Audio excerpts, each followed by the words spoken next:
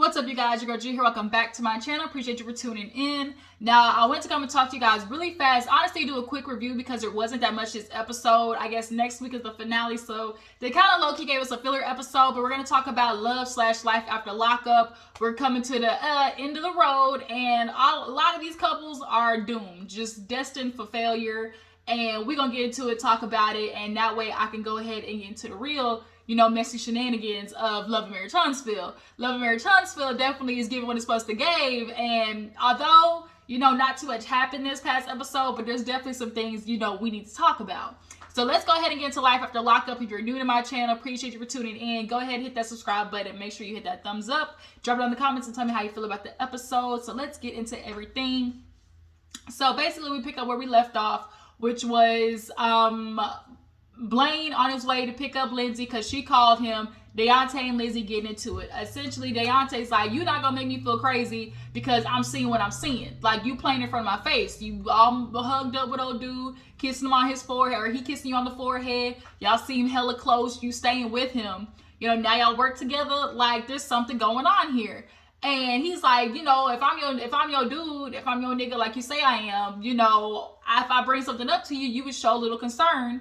As in, caring what I think and caring what I feel. But Lindsey's like, I'm not putting my freedom on the line for no man. And I mean, I can't argue with that, but I can't argue with that. Don't you dare put your freedom on the line for no, okay? But, there definitely is maybe some concessions that could be made to make Daont, feel better. But Lindsey don't want to do it because at the end of the day, she don't really like Daont like that. He's too clingy. I'm sorry, Daont. I know you might see this video, but you need to stop going for these convicts. Like, it's failed 3 times before. I don't know why you didn't expect this one to fail. You need you a real woman on the outside.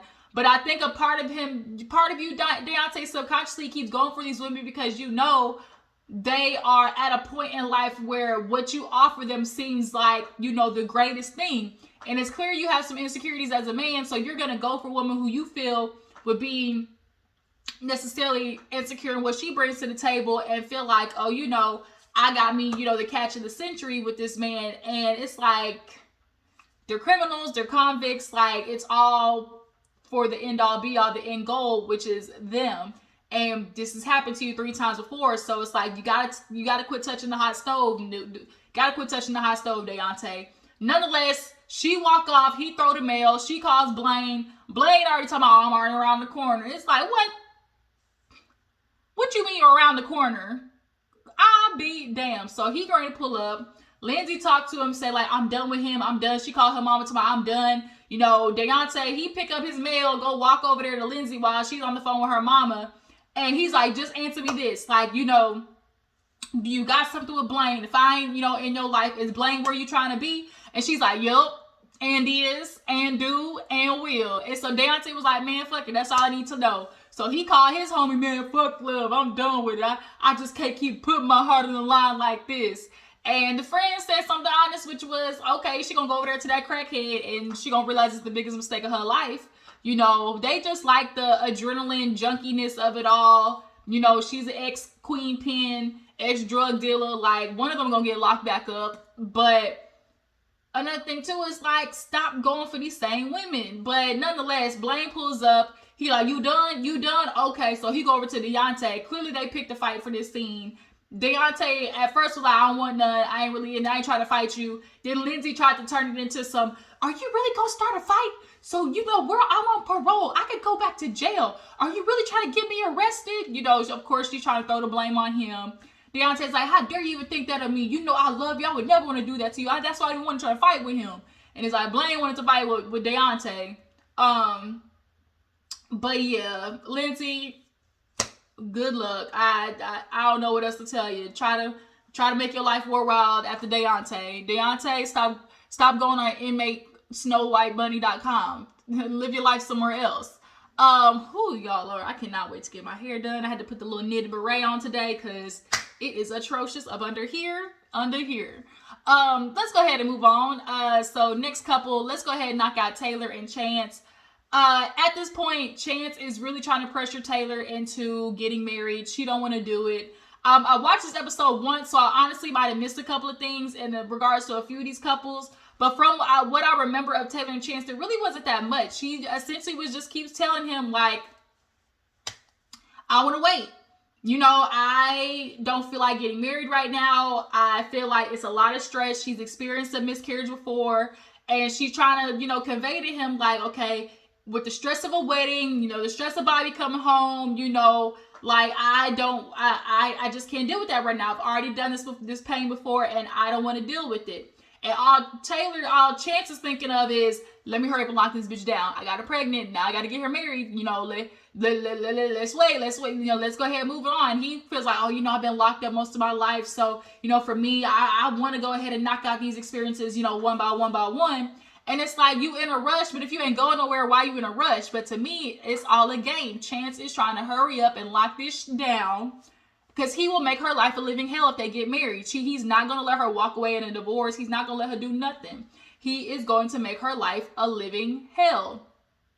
And now that Bobby's back, you know, she's going to be in the garage again. I'm just hoping and praying that she stays strong enough to not let his antics make her relapse again, because trust me, he's going to be doing little antics. Trust and believe. He will. I wouldn't be surprised as if he leaves some dope in the damn garage for her to take the bait. I would not be surprised if he did some foul shit like that. Because at the end of the day, he wants sole control. And also, I know a part of Taylor is not trying to rush into marriage with him, because deep down, she know that nigga ain't right for her. Deep down, she know he not. She knows he isn't.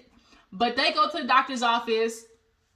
You know, they check to see the baby. They're going to do a gender reveal. He wants all these different things he didn't get to experience. So she gets up and walks out, and everything's good with the baby so far. Taylor is saying how she is nervous about this baby. You know, she wants it to be a boy because she never had a boy before. But if it is a boy, you know, she's going to have so much basically PTSD because she lost the boy. And, you know, she's always going to be worried, like, oh my God, is this going to happen again? And Taylor don't look like she can handle no more. Bitch is stressed, okay? It is written all over her face that she cannot put no more on her plate, and for Chaz to sit there and, of course, be selfish the way he is, trying to throw more on her when your wife is literally telling, not wife, but your girl is really telling you, hey, I'm done. No more. I'm out. I'm gonna tap out. You know, the fact that men just have a lack of understanding, like, a woman, y'all keep throwing shit on women's plate and telling them to handle it, and that's not what the fuck I'm supposed to be doing. You're supposed to be handling it, you know? But he feels like Taylor's hiding something because she don't want to get married, which is why he asked the lady for a paternity test when she walked out of the room. Okay, we'll see how that go. Moving on. Brittany and Ray, nothing too much there. They got back from, you know, their bachelorette party. She, of course, is grilling him. Did you have strippers? Was the strippers ass clapping in your faces with the coochie? You got coochie glitter on you anywhere? Do you smell like Bath and Body Works? You know, what's going on? Nothing much. You know, he told her, you know, they were strippers, but nothing too crazy. Same thing for her. Well, she kind of lied. She was like, oh, you know, it was just really girly stuff. It was just really girly stuff. You know, nothing too crazy.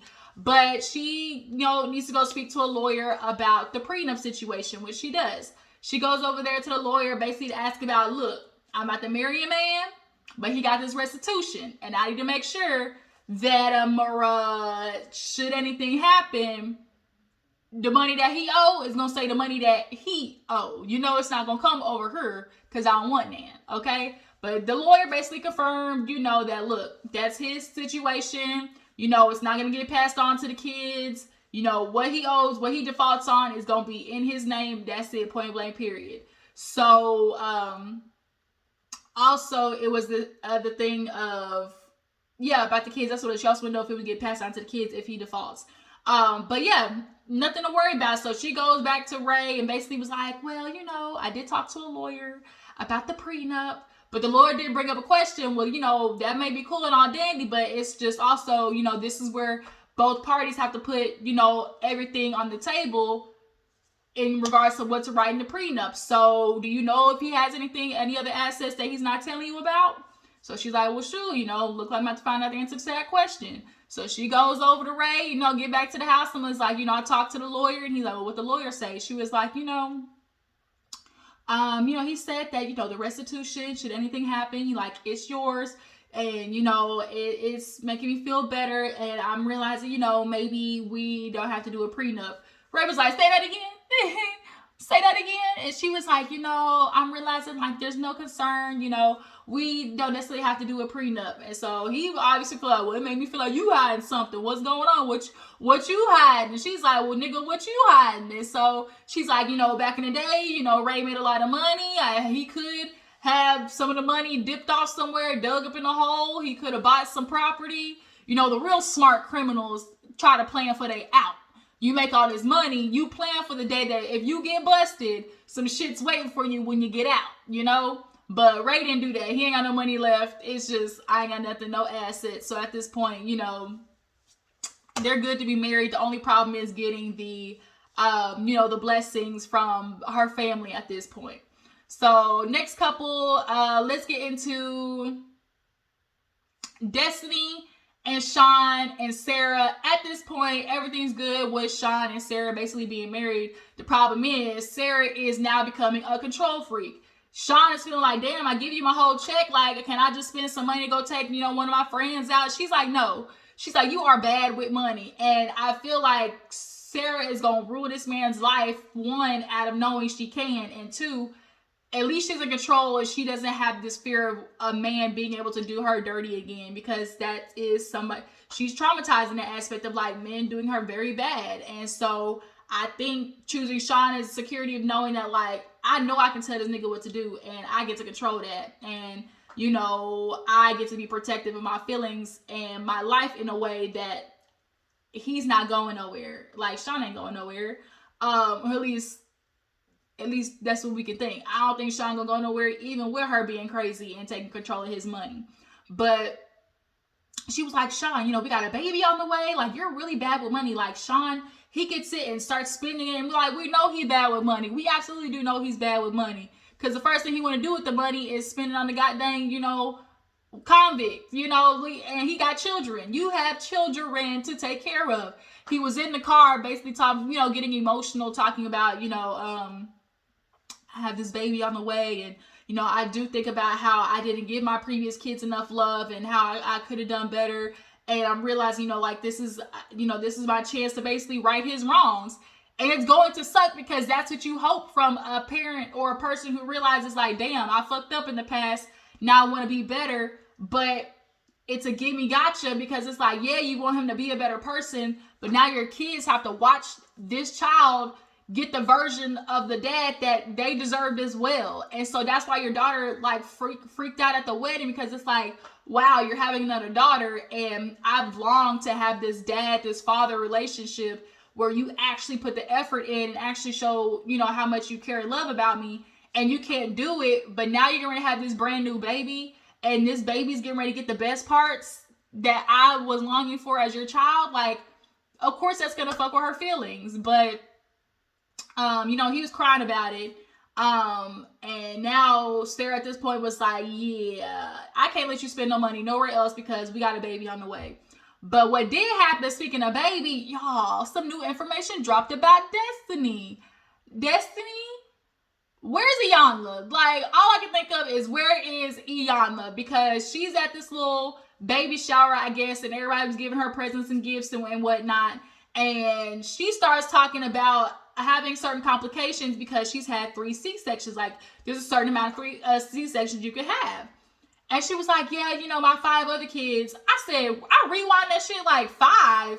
Wait a minute, Destiny. Did you say 5 kids? 5 kids? Y'all, Destiny already has 5 fucking kids. 5. I repeat, 5. She's a whole ass female Sean. What? And then she wants to pull the, I'm in all of my kids' life. I talk to them when I can or when they want to talk to me, i.e. don't. I.e. she does not have a relationship. So, all their kids, the fathers have, custody of them. Ma'am, Destiny. Who hurt you, boo-boo? Who hurt you? Go fix it. Go fix this. Because, ma'am, you looking for everybody to blame in your life. It's, I don't have the money because my ex-fiance. I don't have the money because Sean, he owes me. Good goddamn well Sean don't owe you shit. Okay? That just is what it is. You is sitting here talking about, These are things he told me he was going to get me in the relationship. Yeah, because you were his girlfriend in a relationship with him. You're not with him anymore, ma'am. Like, you don't get nothing that he told you were going to get as his fiance, actually. So she's talking to, you know, her friends and everything about it. And they're like, oh, how do you feel? And she's feeling some type of way because her ex-fiance, like, he has basically shit in storage. Like, she has stuff in storage, but he's not letting her get it or something like that. And I was like, ugh. She's like, yeah, he's basically just trying to control everything. And I'm like, I've heard of a story similar to that in my personal life. And this shit sucks because you have a man who basically is doing everything they can to keep you from flourishing. Like, what the fuck? And Destiny needs some type of help because it's like, you're gonna have this new baby. What you gonna do with your life? Like, you just gonna give this one up too? Like, honestly, you need to give this baby up for adoption because Destiny, you ain't ready. Like, you ain't ready. You don't got the money, the place, the transportation. Like, girl, you are not ready for this baby. So she called Sean once again, trying to feel like, oh, you know, him giving me that money, what it's mine, you know, I'm owed this money, it can really help me and my child. So she called him, he at work, and she like, yo, what's up? You know, he like, what are you calling me for? And she was like, well, I'm pregnant, dude. You know, she, come on, dude, like, I'm pregnant, dude. He was like, and you're calling me because it ain't mine. Like, I'm doing the calculations and, you know, carry the one at the two. That ain't my baby. It ain't mine. So she's like, no, it's not yours, but you know, you owe me money. You owe me money. Like, I haven't given have this baby and you know you owe me money. He basically hit her with the, no, I don't. I hope, you know, you can kiss it with it, stick it with it, because quit calling me, bitch, you ain't getting no money from me. It's over. Click. And now she upset, sitting there standing, looking like, like, what am I gonna do? And it's like, stop having unprotected sex and stop having babies. If you know you can't afford it, take your ass to the clinic. That's what you should have did. Like, take your ass to the clinic. It's that simple. You have 5 kids that you already aren't in their life. Like, already 5 kids that you literally do not have custody of and do not see. Like, Destiny, get your shit together. Like, enough. Grow up, child. So, who else do we have? Last 2 couples. Oh, no. Another one who needs to grow up is Branwin and Chaz. Essentially, Branwin has just dropped Chaz off. She can't do it. She don't want to do it no more. She thought she could do it for the sake of having a good life and feeling like she was going to have a man that was better than her previous ones. But she just couldn't do it. She can no longer do the faking, okay? But Chaz isn't letting it go. So he's like, I'm going to get on this website and see if what Tawny told me was true. And it was the fact that she was on, you know, her little, I want to say prostitute site. But prostitute site again. Because she used the word, not me. Branwin used the word, not me. But Branwin's killing me with this. I mean, I can't believe Chaz is accusing me of being a prostitute. But if I was a prostitute, like, would you respect me any less? Like, I know people who are prostitutes and I still think of them the same way. Like, really? And it's like, ma'am, so what he's accusing you of, clearly you're doing, and you're trying to, like, do some mental mumbo jumbo, like making him wrong for accusing you for doing something that you know you're up to and you're mad about that. Like, he's not supporting you in that. Ma'am, get the fuck out of here. So he gets on the website and sees that there was a recent post on her page. And as he's reading it, we're at her friend's house where, surprise, surprise, her ex is now going to be paroled at. With all these damn tattoos on his face. So, you know, her friend, I guess named Tara was somehow linked in this little commentary that was on Branwin's page. So, nonetheless, Tara's basically trying to force Branwin to leave Chaz. He ain't good. You don't need him. You know, Yanni, he's going to be paroled here. Have you forgiven him for the stuff he did in the past? And basically, he dipped on her. He dipped on her, and she actually ended up having to go to jail because of him. Branwin, stop it. Don't you go down this road again. Stop it. But he come in the house and, you know, he say hi. He clearly is no good. She asking him and he's like, and he can barely answer the questions, just like, well, you know, I realized, you know, we just were bad back then.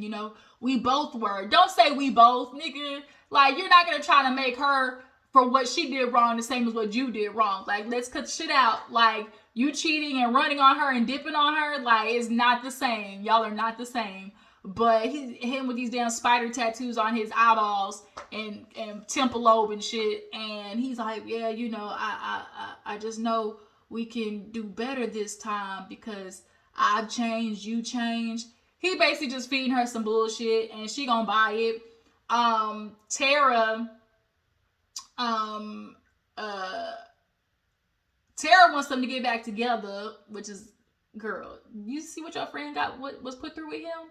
But Chaz is reading this little excerpt out loud because, this is the post that was made on her page. So he's reading it out loud, and he's like, oh, these two ladies were wonderful. They were cool to work with. I did a job for them. I went, and so literally as he's reading it out, it's literally playing it's literally connecting exactly what was put in the post, which was, oh, these two girls was cool. I did a job for them. I painted the basement, and they're totally a vibe with the mirror on the ceiling.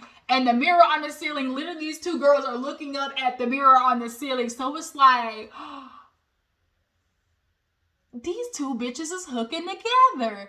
And so Chaz was like, wait a minute. She didn't want to not leave because of her daughter or life. She didn't want to leave because of her little partner in crime. What kind of shit is this? Yes, they hooking together. That's what it is. They is hooking together. I am not surprised. So poor little Chaz, he's gonna figure out he's gonna try to bust Branwin basically by sending her a post on his little fake page and see if she take a hit, which she probably will. Moving on.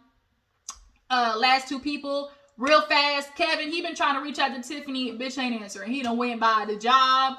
Say, hey, Tiffany, she here. Girl's like, nah, I picked up her shift. So he go to the friend's house, and the friend's feeling like, man, she starting that bullshit again. Like when you tried to pick her up and homie was there, and Kev was like, yeah, she on that weirdo shit. So he was like, well, maybe she in jail. They called the prison. She not there. So then he's like, well, maybe reach out to the friend. He was like, yeah, okay, let me reach out to the friend. And so the friend's like, hey, I'll meet up with you. So he go down to meet with the friend. And he was like, man, I've been trying to reach out to Tiffany. It's been like 3 or 4 days. Like, usually we don't go this long without talking. Like, what's going on? So she's like, yo, you don't know what's going on? He was like, nope. And she was like, you think there's anything you want to admit to? And it was funny because in the confessional, he was like, I ain't did nothing that Tiffany know about. Or she should know about, like. And so basically the friend spilled the beans, which is, hey, you was with Kayla. She sent the message, and she showed how she was with you after, you dropped Tiffany off at work. So he's like, I got no message. I don't see no video. Because girls like, she sent a video. And so he's going through his messages until the producers had to basically clue him in because Kevin was lost. He was like, I don't see no video. Like, where's the video? And the producer was like, is it a chance that she deleted it after she sent it? And then it was like, oh, so yeah, Kevin, here you go. You fucked up again, and now you got some explaining to do. Is Tiffany gonna take him back after this? I don't know. Are Kayla and Tiffany gonna come to blows? I don't know. But Kevin and his devil dick is keeping both these women on a leash. And I think Tiffany, she might be ready to go. I don't know. We will see. But last but not least, y'all, Amber and Puppy. Basically, Amber gets a call from Puppy after Puppy basically after Amber told her boyfriend TC that, this is it. I can't do it. It's super toxic. But Puppy called her and was sounding like, girl, I just need you. Like, it's a lot going on. Like, I just really need you. And she's like, I just need you to come over here. TC's like, man, go ahead. That's your friend, but don't come back with no bull. So Amber goes over there, and Puppy is just laid there. You see shots of alcohol, and it's just like, what? Why are we seeing shots of alcohol and bitch, you pregnant? So what's popping off? So she lets her know she went to the hospital this morning and she lost the baby. And of course it's like, that's sad and all. But on the other hand, it's like, bitch, you didn't need it anyways. Like, you hate to sound harsh like that with some people, but when some people lose a baby, it's kind of like a blessing in disguise. And Amber said that, was like, you talked about not wanting the baby. But Puppy's like, well, a part of me kind of got excited, And she's like, I gotta tell you something. I did go to the clinic, but then I couldn't go through with it. So the fact that I lost the baby, I'm feeling like maybe like I jinxed it, or like I basically was karma, you know. And at this point, Eric, he gone. Surprise, surprise. Like, here it is, you just went through a miscarriage and this nigga ain't nowhere found to be, you know, helping you feel better or nothing. But at this point, Amber's like, you know, girl, how you do me like that? Talk about I ain't no good friend. Like, you know I'm a good friend. That's why I'm doing the shit I'm doing, because I'm here for you, you know? And she was like, I know, you know, it's just like, it's just so hard. And she was like, look, like, use this as an opportunity to get your life together. You lost this baby, but like, now you got time to put into you. Like, I want to see you happy again. Like, you know, in jail, we talked about getting our life together. And this ain't it, bitch. You laid up in bed looking depressed. And watching Puppy talk to the producers, like, she's gone. Like, her eyes, she's like, I just feel myself withdrawing. I feel myself just being sad. Like, I like, you can see it in Puppy. Like, the light is getting real dim. And that's what Eric wants. Like, the light is getting hella dim with Puppy. And it's scary because Amber's going to keep trying to save her. And she can't. Like, it's almost getting to the point where, like, Puppy, you got to go now, or this is it, or you're going to really be stuck. Yeah, just watching her, she looked high because she was dragging her words. She looked high. Like, I think she definitely was high. I'm sure Eric probably doped her up, like, I know this will make the pain go away, you know. I think that's because she was just sluggish. She was in the bed, just kind of like down, and like she wasn't really answering the questions like really, you know, just like coherently. Like, I felt like she was lit, and just like Puppy is out of there. Like, Amber, I really hope you don't drag yourself down trying to save this girl, because she might not be savable. She go back to let TC know what happened. Come to find out, he one of them right-wingers who don't believe in abortion. But real quick, when Amber threw out that, well, I mean, at least I know I'm with a man, you know, that would be here for me, because before I've been on that side of the train feeling like, you know, I had to get rid of the baby because that was what's best for the baby. She's like, I went to prison twice after that. I knew I wasn't ready for a baby, you know, and he don't believe in it, but...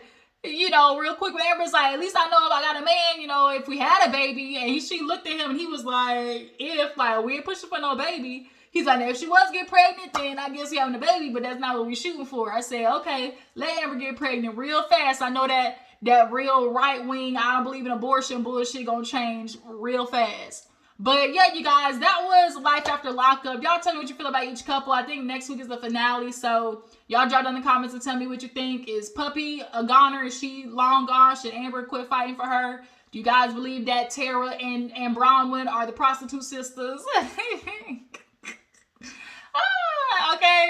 And who else was it? And do you guys feel like Tiffany gonna get back with Kevin or not? Follow my Instagram and Twitter, and make sure to stay tuned for the next one. Bye.